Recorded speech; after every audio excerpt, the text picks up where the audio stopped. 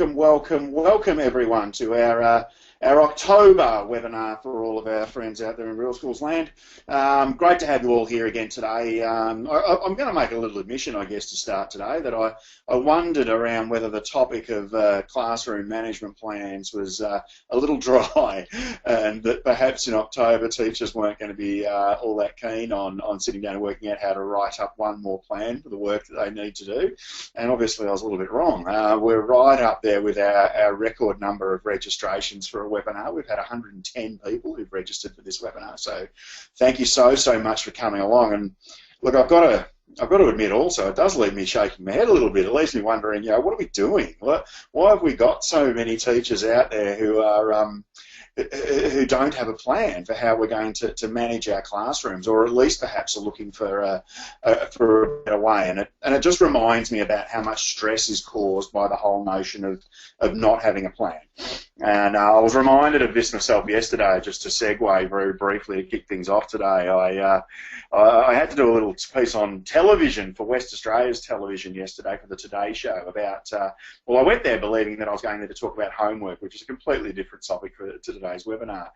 And then I sat in a little room to do the crossover to WA, and all of a sudden the reporter came on and started to talk not about homework, but she started to talk about homeschooling.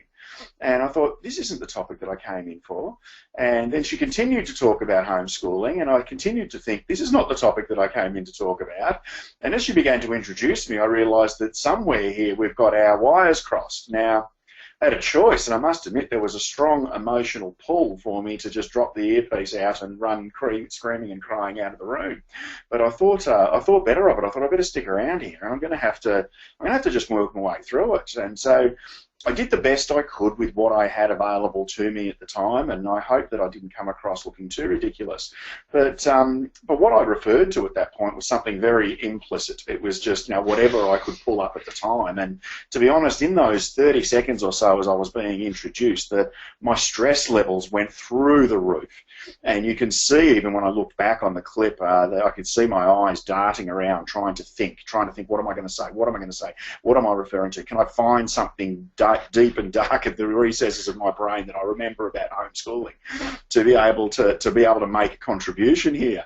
And I scrambled, and it caused me incredible stress. And even though the product might have been okay, it reminded me that if I'd been given 5 minutes, even just 5 minutes, to collect my thoughts about homeschooling, I may have been able to come up with something. And what actually causes the stress is not the topic. So could I have spoken about homeschooling if given 5 minutes warning? Yeah, I could have. But it was the fact that I didn't have a plan. I didn't have any opportunity to get myself organised, get my short-term memory organised to be able to do it. And I think that this is actually what causes the stress around classroom management. It's not the behaviour that keeps our teachers up at night. It's the absence of a plan. It's the not knowing how tomorrow might be any better or any different, or how next term or next week might be any better or any different. And so that's what I really want to get to work on today. And even the picture, I guess, that you can see in front of you now to kick off the webinar today reminds me very much about the idea that we do have a high degree of control here. So before the students come, there's no students in this picture, but there's something is being said about this classroom. The fact that there's a teacher's desk right at the front in front of a chalkboard, that the desks are seated individually and all front-facing, is saying something to us about the context of this classroom and the context of what this teacher is planning for. And I'm not here to tell you this is wrong. So for certain types of instruction, this kind of classroom setup can work. But what we need to do is to say, if this is what we're looking for, fine, but if it's not, then how can we plan it to be different?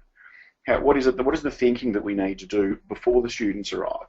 And that's very much what today's webinar is all about, guys. It's about how we can do the thinking and how we can do the planning ahead of students arriving to get the kinds of behaviour, the kinds of engagement, the kinds of practice in the classroom that we're really looking for. So really important work that we're going to do today, and I hope you get plenty out of it, all 110 of you that have registered. And I'm always actually even really excited about the fact that I know that we have several schools out there, specifically our partners and members, who I want to welcome along today. And I know that all of you are out there, and often you're getting one registration done, but there's a whole bunch of people sitting around in a staff room somewhere and sitting in a group and watching this one. So mindful that we have a large number of people with us today, and couldn't be more excited about that. I want you to make sure you don't panic about the instruments today. I noticed by having a look at the registration list that we have a whole lot more new people that have arrived at webinars today. So we've got some people here who are very much here for the first time, and you may feel a little bit like the guy on the left, a little bit freaked out by the control panel that's in front of you from GoToWebinar if you haven't used it before. So just want you to know that there are some ways that we can make today a very interactive experience, and that's always a real determination around the Real Schools webinars. So your job, while you might feel like the guy on the left, my job is to be the guy on the right, to put the hand on the shoulder and say, it's all right, guys, nothing too freaky going on here, you're in full control. A couple of things you can do. Number one is you'll notice there's a hand up opportunity, so you'll see a little signal there that has a hand on it, and you can at any time click that hand and you'll put your hand up just like you're in a regular classroom. And what will happen if you put your hand up is that just occasionally through the webinar, and also more specifically at the end of the webinar, I'll go and have a look just to see if we have any people who've got their hand up. And if you've got a question, or if you've got something that you think you can add to the webinar here, if you've got a comment, or you know what, even if you've got a criticism, I can deal with it, I've got thick skin, then for sure, put your hand up and let's make today as contextual for the people in the room as we possibly can. You've also got a question box. So I want to thank Peter for coming along and getting stuck into the question box, and Karen also for getting involved and giving us a comment already. So I'm going to keep a little eye on the question box also.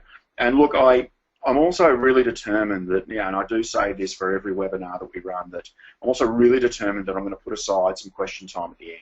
So if you don't want to put your question in now and you want to save it for the end, then know that that is certainly something that you can do. And I've even gone to the extent of making sure that I have a little slide that reminds me to stop for questions. So I'm pretty determined to make sure that I don't run too far over time on you today. I also want to remind everyone that we are recording the webinar today. So, and you should know this about all of our webinars too, that we record them. And after the webinar today, you'll receive an email, and even if you couldn't make it to the webinar today, you'll receive an email with the YouTube recording of this. We don't want anyone to miss out just because life, and particularly school life, got in the way of your opportunity to sit down for a webinar. And I also want to acknowledge that we've got people from all over Australia, in many different time zones now that daylight savings kicked off. We've got people from New Zealand, and we've got people from over in the United States as well on the webinar today. And sometimes those time frames don't work perfectly. So we basically, the truth is around that one, we just don't want anyone missing out. So really important that you know that. That's why we're recording it. And then the other thing about the question box, guys, is that if you are having some sort of technical difficulty, we can often get you some help. We can often get you, it might be just a little thing about sound or something like that. And we have Chris, our admin manager, in the background on every webinar, and she's sitting there furiously monitoring our question box. And she's there and available to you to make sure that you get the very best for the webinar, from the webinar today. I also want to acknowledge today, guys, that I'm going to throw a whole heap of information at you, and I'm making some rather dangerous assumptions that, that I'm making assumptions even in my little intro there that, people maybe don't have a classroom management plan, or, I know that Karen's talking about a plan that she's already got. She's here today to try and, work out how she could be more consistent with the application of that plan, or can she add some tools or anything like that to it. And so, I want to acknowledge that I will throw some information at you as though you perhaps are starting off with your classroom management planning. You may have something in place that you're looking to enhance, or you may be looking to go to an entirely new level. So I get to just throw all that information at you. And so in that respect, I'm very much the scientist, just slapping you with a bit of extra work, and perhaps it might be a bit of a confusing new formula that I'm throwing at you. And I want to acknowledge that, but your job is to do the art. Your job is to select the colours and to apply it to your particular canvas, to your particular context. Every school's different, and I'm not here to tell you today that there is one great way to do a classroom management plan. But I am here today to tell you that if we can get some thinking right around it, that you will be able to creatively choose what you want to use and choose what you also want to leave out, and that you'll be able to move forward with it. And to that point around moving forward, I certainly have got a strong determination of about how we can make sure that that you can move forward with this. I don't want to pretend that sitting in on a webinar is going to change the way that everybody in your school manages their classrooms. So I'm going to give you some information, including a couple of pretty special little offers at the end of the webinar today about how you can, how you can step forward with this and how we could perhaps even work together to help you do that. So I'm the scientist, you're the artist. Let's get cracking, hey? Let's get cracking. Let's first of all find out who we've got in the room today. So what's the lens through which you are viewing this work today? So I want to find out what sort of educators we have here. So I'm going to launch a quick poll and just see if you wouldn't mind giving me your answers here. Okay, so I want to know who it is, who you are. So I want to know, are you an early childhood teacher today? Are you a middle and upper primary in that sort of year 3 or 4 up to year 6 or 7 sort of space? Are you a middle years teacher? Are you a senior secondary teacher right at the top there, or are you a school or system leader? You might actually also be in student support. I guess this is the go-to webinar only offers me 5 options here. So I'm trying to get a handle on what sort of representation we've got in the room. This is my little effort to do the differentiation thing. Let's find out who's here today, and let's see if I can make sure that with our case studies and with our examples that we're meeting the needs of the people who are in the room. I usually stop after we get to either 60 seconds or 80% voted, and we've passed up to 90% voted, so I'm just going to close that poll and share the results with you. And what you can see here is we've got a real spread today. A lot of people around that middle and upper primary area, but we've also got some school or system leaders in the house today, but we've got representation from everywhere today, so we're going to stay nice and diverse. And to that effect, I'm actually really pleased, because what I can do with that information is know that I can present to you about classroom management planning, and not so much have to narrow it down to one particular area. Today's about the thinking. Today's about the planning. It's not so much about the execution and what you actually do in the classroom. It's really important. All right, so that's really fantastic for me to know. I'm just going to hide those results now and click back to our slide. I'm going to launch one more poll as we go to the next screen here. And I want to know what it is that you're trying to overcome, I guess. I want to know what's the hurdle that you're trying to get past, because your motivation or your reason for showing up here today is really important. So I'm just going to launch one more poll here, though, so that I can really get a handle on why you're here. Are you here because you perhaps have a particularly challenging group? It might be your pastoral care group or your home group right now. Is it because you're looking to establish consistency in practice, not only within yourself, but perhaps across your entire school? Is it about how we can establish these high expectations that a lot of schools are telling me that, you know what, we need to raise the bar a little bit around this. There's some behaviour going on in our school that we don't want to tolerate anymore. We want to know how we can lift those expectations. I want to also know if it's about a particularly, a lot of people are stressed by get a high level of stress from a small number of students. So I want to know if it's those kids who are taking up a whole bunch of your time, the 20% of kids who take up 80% of your time. Or is it about how you can actually change your practice to lead to a change in behaviour? What is it around those 5 key things that, that I guess most fit the bill? What's the key reason that you're here today? We've again hit those thresholds, which is fantastic. Thanks so much for being so interactive, guys. I want to share those results with you as well. Our number one here is that we're looking to achieve consistency. I'm going to make sure that I won't stop and dwell on that now, but I am going to make sure I deal with that really clearly at some stage throughout the webinar today. We've also got some people around, how do we get somewhere with those small number of students? We made an offer in our last webinar, guys, around individual behaviour planning, and I want to make sure that that's available to you as well. So if you're here today because, gee, I've just got these couple of kids who are really doing my head in, then the one thing you can do actually is just go to the question box. And if you would put in the question box, if you would just put the letters IBP, we would love to be able to send you a template to be able to develop an IBP, and also an instructional guide, and also we'll send you one of the previous webinars that we've done that allows you to learn how you can unpack and go all the way through that process. And that should give you plenty of information to be able to do this. I want to compliment those 22% of people here, because there's a small group of kids that they're really trying to get some traction with. So just pop the words IBP in there. We're going to make sure you get that information after the webinar. Chris will get that across to you. We've also got people who are here today, tell me what to do. Changing practice. How is it that I could do something different so that I can get something different, which makes sense to me. All right, so I'm going to hide those results. I've got a really good idea, I reckon, now of what we've got in the room, and we need to get into some content about what you can actually do about IBPs. So in moving forward from here, First of all, I think the question that we need to ask, and like I said, I was slightly bewildered at the start today about about why we don't have a plan. Why have so many people going about walking into a classroom without a plan, and thereby elevating their own stress levels. And what I think we're trying to do here is to differentiate by learning style. That's the reason that we have a classroom management plan. That's our purpose for having a plan, even if it's a brief plan. I'm going to show you how you can do this really quickly today as well.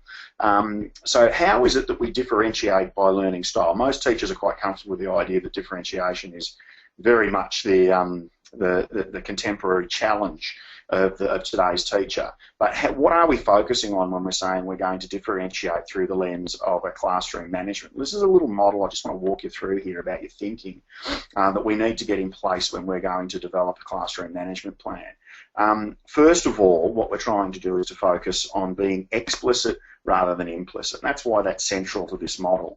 When I was in the studio trying to think about anything to say about homeschooling, I was referring to an implicit framework.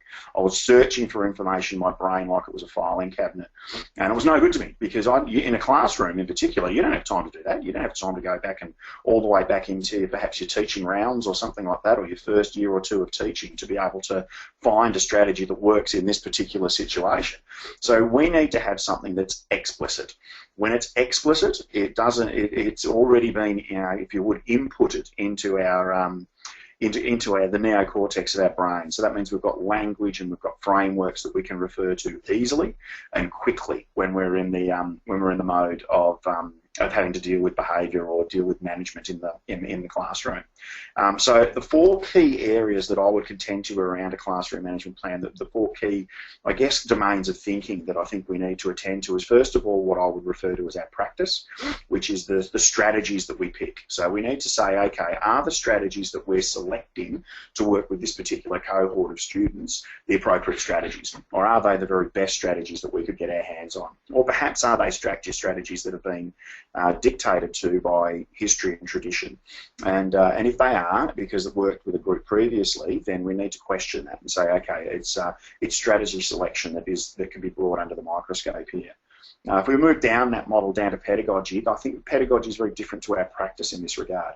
Pedagogy is how you deploy those strategies. It's the way you deploy those strategies. I often laugh about restorative practices, and one of the questions on the restorative practices cards that I hand out is, what were you thinking at the time? And there's a really big difference between asking, so what were you thinking at the time, and to be asking, what on earth were you thinking at the time? And so they're the same strategy, undoubtedly. The strategy is to ask this question off the restorative question card. It's the way I do it that makes the difference. And I think that's where we're getting really, I think that's where we're getting into that domain of what is our pedagogy, what is the how of the way we're working with our students. To move across the right-hand side there to the relationship section, it might sound a little odd to say that we're interested here in leveraged relationships rather than organic relationships. I think that there's too much, it sounds an awful thing to say, but I think there's too much relationship building in our schools for the sake of relationship building. And I often make the joke that I think that, often in schools, you can tell who's overly focused on relationships because you can smell the incense from their classrooms, and you can, perhaps get everybody singing Kumbaya all day, but not much is getting done. That's a problem for us. They're organic relationships. They're relationships that have been allowed to build naturally just through the presence of time and some nice interaction. I'm interested in leveraged relationships, so I think that schools should be places where teachers are quite deliberately manipulating relationships to be able to use them to get our students to do more than they've ever done before. We should be building relationships for the purpose of pushing our kids further. And so that's where I'd say through our classroom management, we need to be interested in building those leveraged relationships to be able to get somewhere. And then the fourth domain here is that whole idea of engagement. And I always talk about engagement as being something that you can, you don't sort of measure very well statistically, but you can actually quickly measure it from an observational point of view. And all you really need to do is to step back and imagine yourself taking a photo of your classroom and saying, rightio, if I were to step back here and ask myself how many kids are thinking, speaking, or listening at this particular time, then I could actually say, okay, then I could get a good estimate of what my what the level of engagement is in my classroom.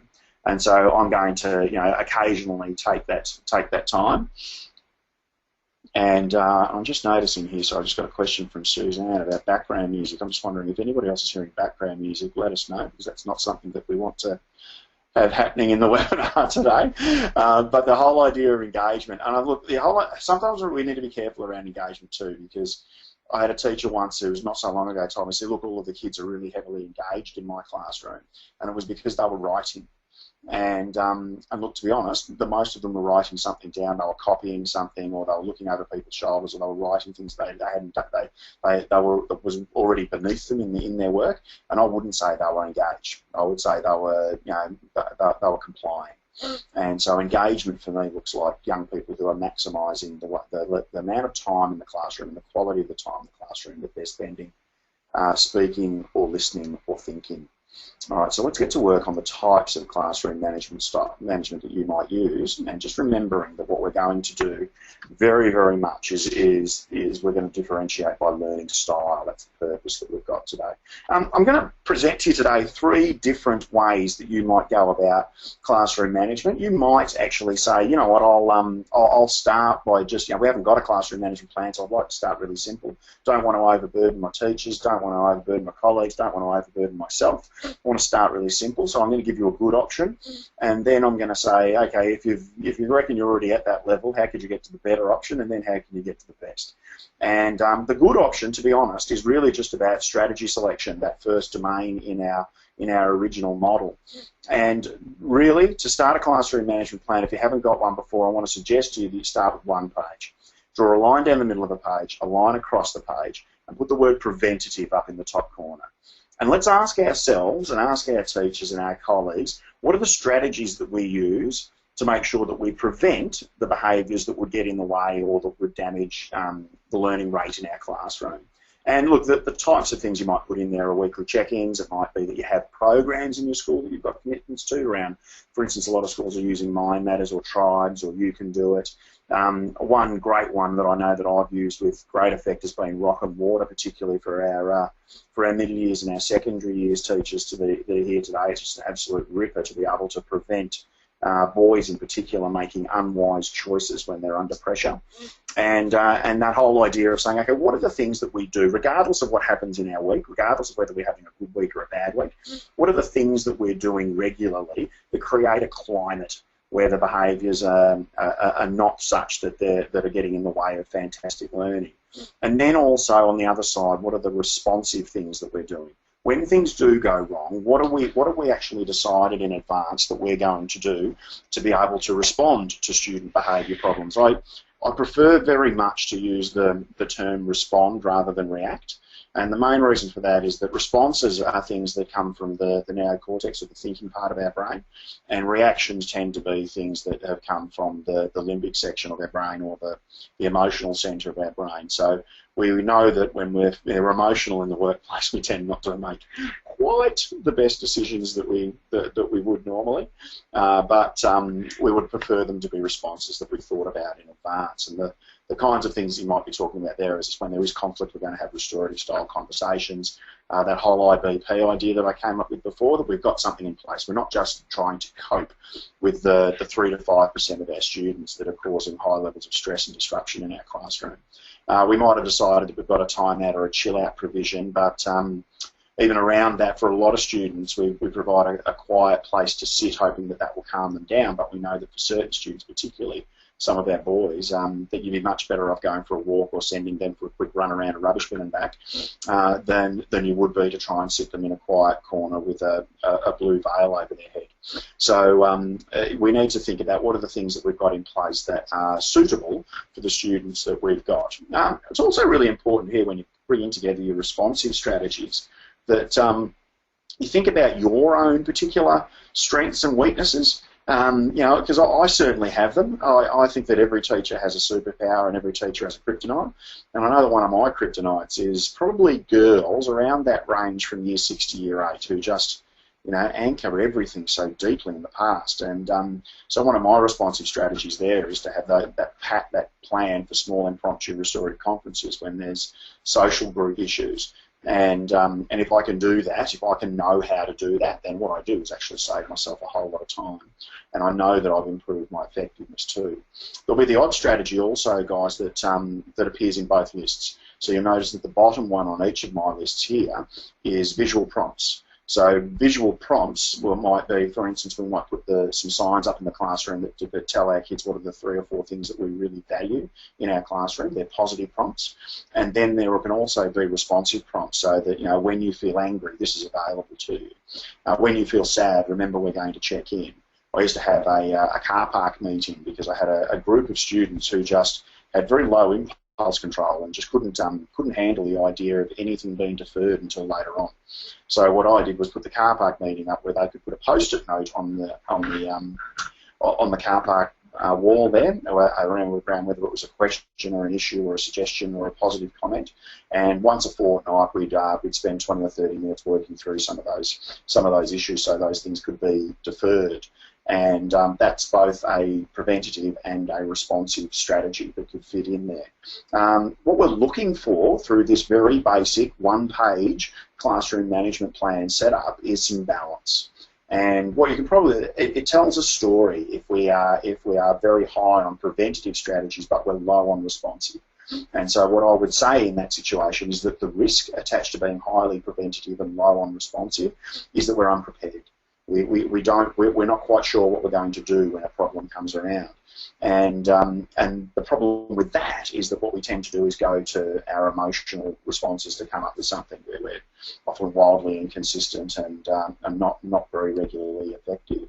The flip of that is if we have all these responsive strategies of all the things that we're going to do to students if they do the wrong thing, but we're not thinking about the preventative strategies we need to put in place, then I would say that we're creating a very unsupported environment.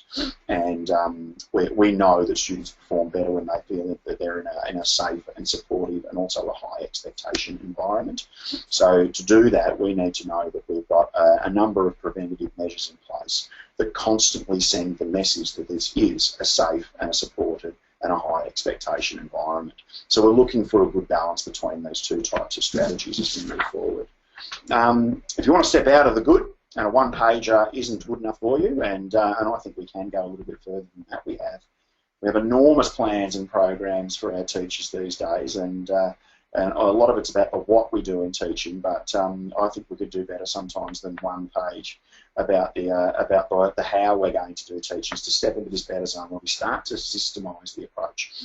And I would suggest to you that there are 5 steps or 5 elements within a really good classroom management plan, within a better classroom management plan, that you would find evident. The first one would be the evidence of some student profiles. So a really good classroom management plan demonstrates that we know our students, and this again connects very deeply to that idea of differentiating by learning style. We know who they are, we know what they can do, and we have, wherever possible, identified the red flags. And the great news is that if you're anything like the 99.99% of teachers who I meet around Australia, then you've got a radar.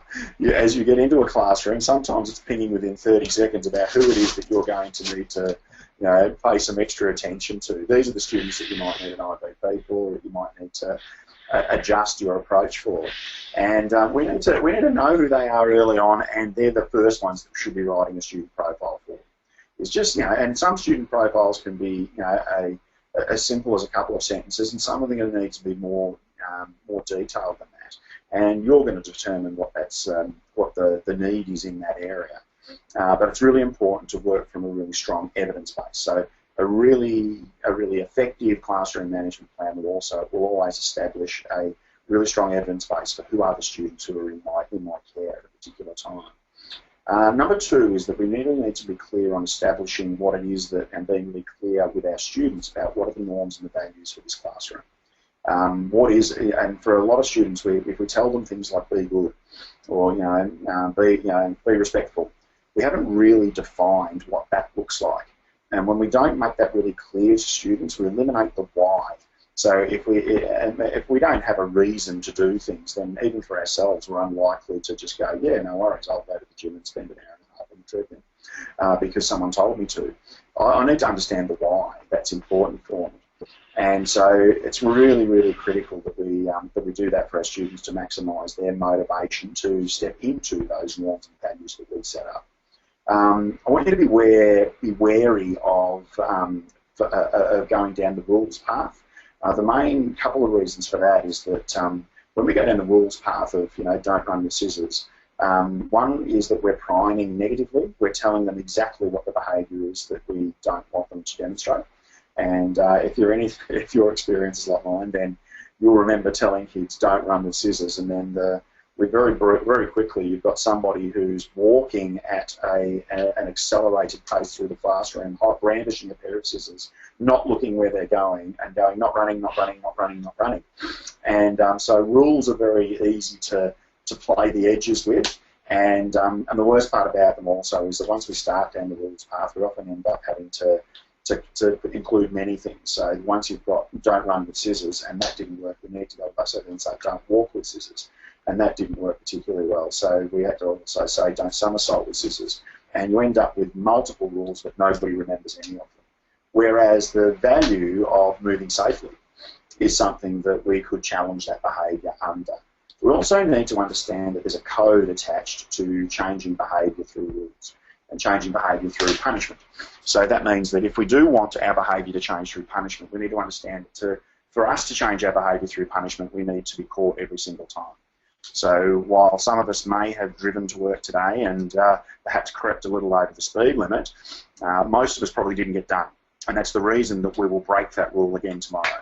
Yet if I let you know that during this webinar I've snuck out to your vehicle and I've fitted a device that says that it will take $186 from your bank account the first time you go 1 kilometre over the speed limit, I've just changed your behaviour on the way home tonight. The problem with that, of focusing on rules and the enforcement or the punishment of those rules, is that it's exhausting to catch them every single time. Whereas the code for reinforcement and being positive in the way that we work on these things is better because it's irregular. You don't need to reinforce every behaviour when you see it, you just need to do it every now and then. It's quite random and quite irregular. So understanding that code exists is really important. I also want you to, as part of a better classroom management plan, is to make sure that it's highly strategized, just like the good one. List the preventative and the responsive strategies that you're looking to deploy in the classroom. And then there are two key things that tend to come towards the end of any template like this, and that is to get explicit about feedback. How is it that, what are the mechanisms by which we're going to deprioritise? What are the mechanisms by which that we're going to get some feedback from our students about how well the implementation of our classroom management plan is working, and then how are we going to get some feedback from our colleagues as well? How are we going to find out whether this is a good idea? And perhaps I know that nearly every time I sat with a colleague, I was able to go back to my classroom management plan and just tweak one of my strategies to make it more effective. And that only happens when we deprioritise both the practice and the planning. And so who are you going to show your plan to, and who are you going to get feedback from about how it's being implemented? And then the last one here is to make sure that we set some measurable targets. So get really clear about what it is that you're trying to improve. If it is, for instance, I know a teacher who focused on teaching a particularly difficult class in secondary school, focused very hard on swearing and the prevalence of swearing. So what he did was, first of all, keep a little tally about how many times in the class, using his regular strategies to address swearing, how many of those strategies were being, how many instances there were of students swearing. And then he said, right, this is what I've got, and this now is what I would like to achieve. Set a target, and then say, right, through the implementation of the new strategy, how could I go about trying to achieve that target? And that means we're getting really measurable. And the key reason that you want to get measurable is not because you want to be brilliant and hit every target, or that you should be held accountable for hitting every target. The reason that we want to measure targets in this space is because they motivate us. When we actually see that our plan is getting somewhere, we feel good about it, and we keep engaging with our plan. And I would contend to you strongly that one of the issues we've got around classroom management plans is that too many of them occasionally get written and end up as dust gatherers. Now, if we can avoid that, and we can get these 5 elements in place for our classroom management plans, what I contend to you is that this leads to template development that your whole school can use. that means you actually start to achieve some consistency in your school, because it's this explicit focus that provides consistency. I said before, I talk very clearly to consistency and let you know that the very worst way that you can use to be consistent is to try to be consistent. It's not possible. Unless we pre-input the language and the strategies and the approaches that we're going to use into our short-term memories before we head into that classroom, we will be inconsistent. So critically important that we make sure that we have a plan in place that includes these 5 templates. The other thing that I think happens once we start to get people using the same template across the school is that we get a much stronger management of transitions in the school, which means that we don't get students who are struggling to or changing their behaviour as they move from one classroom to the other. In a primary school, that can manifest as, we don't get students who you have to reteach how to be in the classroom at the start of next year after the practice and the planning of the teacher they've had in the previous year is completely diametrically opposed to the practice of everybody else in school. So there's a great benefit in terms of managing and minimising the impact of transitions in your school, both daily and even annually, by getting some consistency happening, by getting a better classroom management plan in place. And then there's some key factors that would sit around for me, the high-level thinking that needs to be done to move into this best space. And for me, the 2 things that are present within a really great classroom management plan would be a reflective model. Now, people who know me already would be very clear that I have a strong reflective model. It's the restorative practices reflective model. I have a clear determination that I want to be both firm and fair, and I say that means that if I'm high on the firm and low in the fair, then I'm doing things to the students all the time, and I've got my grumpy pants on, and I'm getting a little bit angry with my large male principal voice on. If I've dropped the ball on both the firmness and the fairness, then I'm being neglectful in the way that I work, and I'm not doing much at all. If I'm letting the kids get away with too much, if the expectations are too low, then what I find is that I'm doing things for the students all the time, which is no good at all. And then the aim is always to get to the with box. And you'll slip. I do slip, and I know that I have a tendency to slip I can actually go to all 3 boxes, but I have a tendency to slip as a default to the 2 box. And when I do, it's my job to work the situation back to the with box. And my number 1 strategy for that is basically an apology. Just if I do get too grumpy, I say, I'm really sorry about that, guys. Can we get back over here? And most of the time, the kids are really comfortable with the idea of that. We do want to model for our students the way that they can solve problems. Now, there are also times that I have to slip. Not that I have to slip. There are also times that I have to leave the with box. If I have a student who comes into me on a particular day and they've had a death in the family on the weekend, then I might need to go to the 4 box. I need to go down and drop the expectation for the day and do something for them, support them, help them out, with the aim and the ambition of slowly scaffolding my way back up to the with box. So knowing that firmness is about pressure and limits and expectations, fairness is about support, encouragement, and nurturing, then that's a frame that I use really regularly, and in terms of my own teaching, I certainly had as part of my classroom management plan, and I think that's when we're starting to go to a higher level. I would contend to you, though, that we have too much theft of models. So while I think this is a ripper, and I know that there are teachers all around Australia who are using this model to look at their practice, I met a teacher recently, and I thank her so much for the permission to anonymously share her model. She took this quadrant model and said, I actually don't sit here and go, I want to be firm and fair. She said, there's 2 key areas that I want to maximise, and that's the whole notion of safety and productivity. She said, I think my job in my practice is to create a safe environment and to create a highly productive environment. I said, okay, tell me what that looks like. And she very beautifully came up with 4 S words that sit within her model that I thought I'd walk you through today. And she says that if we're high on safety but we're low on productivity, then the feeling that she gets is that she's got a very stagnant classroom going on. So we're all talking very carefully about being very nice to each other, and we're creating a safe environment. We're doing a lot of we're running classroom circles, or making our posters for our values and our norms and everything like that. But you know what? Not much is getting done. And she says you feel very stagnant. You feel like you're chasing your tail all the time. When we're low in both, she says a room fills with sorrow. And that sorrow comes from an emotive state because the kids don't feel safe, and it comes from the despair that comes with not achieving. So we're not being productive in the way that we're working. She says that that we're highly productive, but we're low on the safety. So it's work, work, work, work, work. Then it becomes a very sterile environment, and she feels that relationships have dropped away and that she's not being able to leverage relationships and push kids harder. She feels like she's doing push, push, push, push, push, but she's not getting the response that she wants. And then so her aim is always to create a state of synergy, where she says that once she gets safety in place and once she's got high expectations of productivity in place, that she says what happens is that the programs that she's bringing in all of a sudden start to serve each other, and the work that she's doing in ICT creeps over into the work that she's doing in maths and creeps over into the work that she's doing in literacy. And there seems to be this machine-like approach to the way she goes about her work. And I loved the descriptive language that she used when she was describing this to me. Mainly because, I think that, she told me that she's going by gut feel, and I actually don't believe that. I think that what she's doing is going by professional judgment.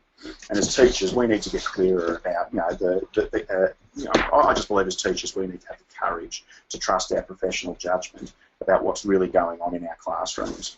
Critically important stuff. And then the other component that sits within a really great, in that best level, classroom management plan is the development of a metaphor or a simile. And what I mean by that is that we can write we can have the features of those 5 features that I talked about in the better section there within our classroom management plans, and that's all great. And but the kids aren't going to know them, and so what we need is a communicative metaphor. We need a story, and this was, I guess, brought into focus for myself as a teacher when I was teaching a group of upper primary students who told me that they were referring to me as Voidy the volcano. And not that I ever erupted, or I don't think I did, but they said that they could tell sometimes when there were some tremors and where I was starting to lose it and where I was starting to look like I was going to erupt, and the word would go around the classroom that Voidy the volcano starting to rumble, we better be careful here. And it came to my attention that, I didn't actually really know this at the time, but it came to my attention recently when one of them made a comment to me on Facebook, who's now, well into her 20s, and said, "Oh, we just remember you as being Voidy the volcano." And I thought, wow, they remembered the story, they remembered the metaphor, the simile that they had, far more than they remembered the explicit practice that I was using. So developing some sort of metaphor or simile that says this is the way I want to work is really important. I've heard some absolutely fantastic metaphors and some great similes, as well, for the way that teachers operate. I had one tell me that she works like a frog on the pond, which means that her job is to go from lily pad to lily pad, checking out the tadpoles living below her, looking at them from different angles and making sure that the whole ecosystem works well. I had another tell me that he works like a football coach. He tells the students that, rightio guys, we need to go hard in this first quarter, we need to get on top, we need to work really hard, it's heads down, bums up. And then at quarter time, we're going to stop, we're going to have an orange slice, I'm going to let you know how we're going, we're going to take a breather, because in the second quarter, we're going to be kicking against the wind and into the rain, and we're going to need to go again, so we'll gather ourselves for that then and talk to the kids that way. I had another who told me that she views herself as being a bird on the elephant, and I said, what's that all about? And she then informed me that it was her first day in school. And while she was there in a leadership position, she felt like the best she could do at the time was to eat a few parasites and keep the beast healthy.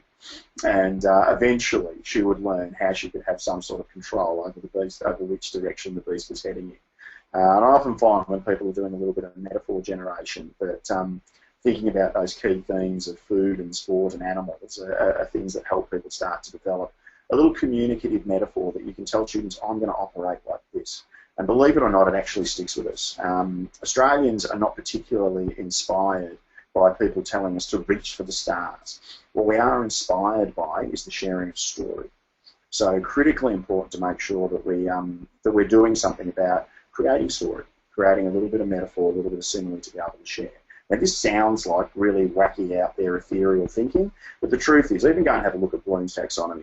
The bottom levels of Bloom's taxonomy are about knowledge and comprehension, and I certainly am not here today to tell you that you know nothing about classroom management, and I need to give you the knowledge, and you need to remember it and regurgitate it. The top levels, when we're talking about classroom management, are the ones when we're talking about analysis and creativity and design, and this is where you want to get to if you want to develop a classroom management at that best standard. So it sounds a little bit out there, but what it does when we start to build those models and those metaphors is it creates consistency for us. These are the predetermined inputs that we need for our neocortex so that we can be incredibly effective. Okay, guys, that takes me through the best section, and I've been absolutely wildly determined about making sure that I get to some of your questions. So, first of all, can I ask you, I'm just looking now, and I think that we don't have too many questions that particularly pertain to content today. James is asking, can you get a copy of the information on screen? You bet you can, James. If you just write for me slides, if anybody wants a copy of the slides today, I'm happy to send those to you. So if you would just write the word slides in the question box, we're going to make sure we send those to you today. Great question, James. And if you have any questions that are related to the content that we've suggested today, then whack those in the question section now. Even better, if you're feeling really gutsy and brave, put your hand up. And I can unmute you, and everybody here can hear your question. With so many people who've registered today, I'm sure there's somebody who's got something to say that, that can be shared. Lots of people on the slides, which is awesome. I'm just going to give people a couple of moments to see if there's anybody who's going to put their hand up, or if they're going to ask a question in the question section, and then we'll get to what you can do next to be able to get somewhere with this whole classroom management thing. All right. Looks like you guys are doing the turn 4 thing, where we're all a bit tired and ready to just skip to the chase at it, and I get that. All right, so what I'm going to do is let you know that I've got a ridiculously silly offer for it. We've got a handful of seats still available for our restorative practices training in Melbourne. It's on next Thursday. It's only in 7 days' time. And it's a $295 package, and I'm offering you a $195 discount. So if you happen to be in the Victorian area and you would like a day where you actually get to sit down and say, what are those inputs that I need to have in my short-term memory when I'm in the classroom, and you would like a full day of professional learning at the highest quality available to you, then I just want you to put RP. If you just write RP in the question section, Chris is going to get in touch with you straight away and get you registered for this event for $100. So, which we reckon's a pretty extraordinary deal, but I've got a pretty strong determination about filling the room. So you'll see that there's a bit of a link there on the screen that you can go and have a look. If you copy down some of the letters, probably just lines at the end, there's all the ones you need to do. That if you would like to come along to that one, go and have a look at what the responses were of the people who were there last time. We reported a few people on their way out last time talking about the day. So I certainly think that would be worth you guys having to think about for $100 for a full day of professional learning. Ain't a bad offer, I reckon. I'm seeing a couple of questions come through, so I'm gonna just stop for a moment and be that flexible person. Karen is asking about Rock and Water. Rock and Water is a program that's deployed in Australia, but I know that it was developed in the Netherlands. In Australia, I think that it's still being rolled out by the University of Newcastle. Karen, if you drop me an email after today, I'm going to try and find that out for you. Deborah's asking, how would you begin to introduce this to the whole staff? My suggestion to you, Deborah, is take the YouTube link of today's webinar and see if you can get some time at staff meeting or something like that to play it or distribute it amongst your team or amongst your PLC. Because I do think that what we need to build first for people to move forward is we need to build the why. If we just go to them and say, build a classroom management plan at time, then I think they'll view it as more work to do and it won't be a meaningful exercise. But if we can start to build the case for why we need to get explicit rather than implicit, then I think we can perhaps have a group who sets about the notion of setting up what the template for your school needs to be. Frank's asking, is term 4 a good time to implement classroom management? I reckon it is. And Frank, if you haven't done anything like this before, go all the way back to our good option. I want you to just start with the idea of, well, can I list my preventative strategies and can I list my responsive strategies, and check out your balance. You know, have a look at what the balance is and just see, is that, you know, how am I going? You know, and use it as a reflective tool if nothing else. And if you end up adding a couple of strategies to one side or the other, then I reckon that, you know, 8 weeks to go in the school year isn't a bad idea. Brendan's asking for pre-reading required for this. I'm not quite sure what you mean by pre-reading there, Brendan. I'm not sure if that's about the PL, or there's nothing there, the professional learning, there's nothing you need to do there. Get in touch with me, Brendan, if we need to take that one a little bit further. And then Andrew says, I feel like my personality lends itself to firm and not fair. Oh, welcome to my world, Andrew. The default over to the 2 box. What chances have I got at getting myself into fair and firm when it doesn't feel natural to me? Like I have to have a change of personality. And that's the one thing that I would argue with you, Andrew, until I'm blue in the face. This isn't about changing personality. It's about changing our language. So to give you an example about that, one of the preventative strategies that I put in place is the use of effective language, which means that I'm using the language of feelings. And I've changed my default from being firm around, for instance, a lot of people who know me who heard this example. If I see a student drop a piece of rubbish on the ground, my default as a firm person, Andrew, is to say, pick that up. My new default, through practice, has been to say, disappoints me to see you do that, put it in the bin. Now, for everybody here, the word that they likely heard most loudly is the word disappointed. And that's because, what we're trying to do there is to teach, basically by Chinese water torture, that through doing that regularly, that my behaviour has an impact on other people. And there's probably 50 opportunities in every day for you to do just that. So 50 opportunities to practice a simple, no investment of additional time strategy that actually moves you from the 2 box to the with box. It's not changing personality. It's just changing language. And there's nothing about the firm stuff that needs to be compromised to do that. You'll notice that I didn't change the expectation. The expectation, I'm not looking for a conversation. I'm just looking for you to pick that piece of rubbish up, and I'm just throwing in a feelings type word. In this case, a negative one. Doesn't always have to be, but in this case, a negative one to be able to get somewhere. The content required for an IBP, we're going to send you that, Brendan. So we're going to make sure that you get both the instructional guide and the template. The instructional guide comes as a PDF and works you through the actual template for each box and what you need to do around that. And we're also going to send you the previous webinar that we've done that will walk you through how to do the thinking that sits behind each section. We're going to scaffold the whole thing for you, Brendan. Now I know exactly what you're talking about. Laura has the opposite of Andrew. How do you step up to being more firm? Laura, I think we know what we need to do to step up to go. You're probably someone who's in the 4 box, and the first thing is to identify it. Is to identify that you haven't done that. I know that myself, declared as an educator, I'm in the 2. I slip to the 2 box as a default, but as a parent, I slip to the 4 box, which means that when my 2 children argue over the iPad, I tend to be the one walking in, even quite grumpily, and setting the timer. If you're going to have it for 10 minutes, then you're going to hand it to her for 10 minutes, and then I'm going to say the timer's going to go off, and you're going to hand it back again. And I ask myself, who's doing all the work here? And so it's really important that I stop and go, this isn't the way to handle the iPad blue. So what I need to do is to say, rightio. I walk in now and I say, guys, it seems to be a problem with the iPad. Let me remove the iPad for a while you sort it out. And I walk away and walk back into my office. And first time was 25 minutes it took for them to come and say we've solved it. And lately, I don't get my hand to the iPad. They just put their hands up and say, okay, Dad, we know we need to sort it out. So I stop being the one that does that. So that means that I've raised the expectation that they will problem solve. Now, one of the ways, Laura, that you can problem solve better is to encourage them to think by asking questions. Instead of saying, I want you to do this, is ask them, what's going on here? And then pause. We're often, as teachers, not very good at silence, and we need to get better at that, because in that moment we're inviting them to think. No behaviour changes without thinking happening first. No behaviour changes by random. My example for that is that nobody in this webinar today woke up this morning on a diet. You have to think about it first. So it's really important to prompt thinking and to use a lot of questions that ask them to articulate how their behaviour is not meeting a standard that has been very, very clearly established in advance. And that is your job, Laura, is to establish that standard well in advance, and even better if you can do it collaboratively with the other students. All right, I'm just going to come back here for a sec, guys. One of the things that I haven't mentioned for quite a while in our webinars is our Teacher Fast Track program. We've got teachers from all over Australia now in this program, and what it is a 12-month commitment to supporting you with this kind of work.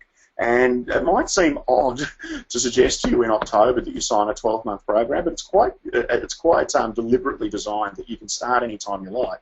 And somebody's sitting here now going, I don't want to start a program in October because I don't want to work in December and January. Well, we don't send you any modules in December and January. We send you 10 modules across the school, across the year. Every month you sit down and watch a 30 to 45-minute video about practice. You answer some reflection questions. You get some coaching. You get some, we allocate a local mentor in your school that also talks to you about your reflection questions. So we want to support in a really ongoing way this idea. If you would like the prospectus around the Teacher Fast Track, I was just thinking about this stuff today, that we're building a classroom management plan with 110 people, that this is, classroom management planning is one component of this where we can support you quite directly to get it going in your school. If you would just put the word Fast Track in your in the question section, there's no obligation here, but if you're interested enough to look at the prospectus, just put the word Fast Track in there, and we're going to send you the prospectus to that one. And then the last model, I think that I want to suggest, mindful as I am that we've got several school leaders in the webinar today, is that I'll just go back in there, that we have 45 schools in partnership with us in 1-, 2-, and 3-year partnerships all the way around Australia, and we would love to support you in being able to work together. I have a very firm mantra around Real Schools that when we're rung and asked, can you come and run a workshop in our school, that the answer is no.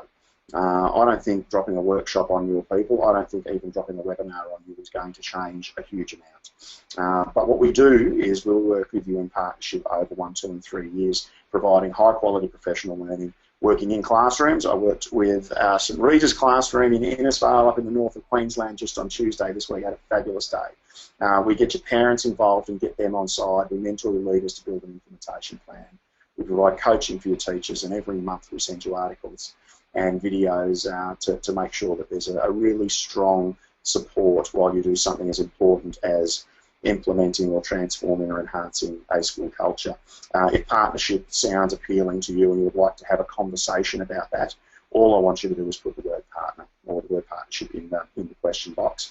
And nothing happens, nobody sends you an invoice. All that happens is we get in touch and say, hey, when are we going to have a talk about this? If you're local to me, I'll let you show up and bring a coffee.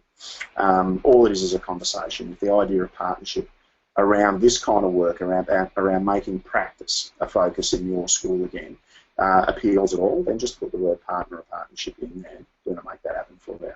So just remember those 3 options, okay? That if the October PL, if just put in those words or putting RP in there, if the Teacher Fast Track appeals to you, then pop that in there as well. We're going to send you the prospectus for that. And if partnership appeals to you, then just a conversation about partnership, then put those words down there. We're going to make that happen for you, and hopefully you can make sure that 2016 and beyond are incredible for your school. Go and have a surf around the Real Schools website, guys. There's a stack of stuff there that's available to you. You'll find out more about membership and the coaching stuff that we do for lots of people around Australia. We're excited that we've got even more principals coming online next year to be able to work with us to deliver our Australian schools, because we're finding that we're really hitting something here. And I just want to draw your attention to our next webinar. So what we do with our webinars is we alternate. One webinar will always be for teachers, and you've experienced one of those today.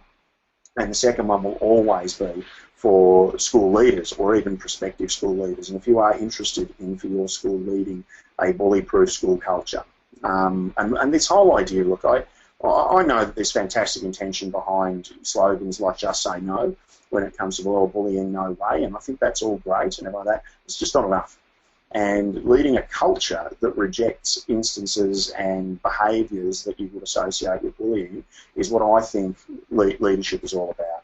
So in the follow-up email that you get from us, we're going to include a link for that for you, and if you would like to attend that webinar, then absolutely free, of course, then you're more than welcome, and I encourage you to get the leaders in your school involved in that webinar too. All right, guys, we'll end it there for today. Thank you so much for your participation. Thank you so much for your interaction. We've had 54 questions and things like that, and requests that have come through from interactions from people across only 58 minutes. So that's a fantastic response. I really appreciate it.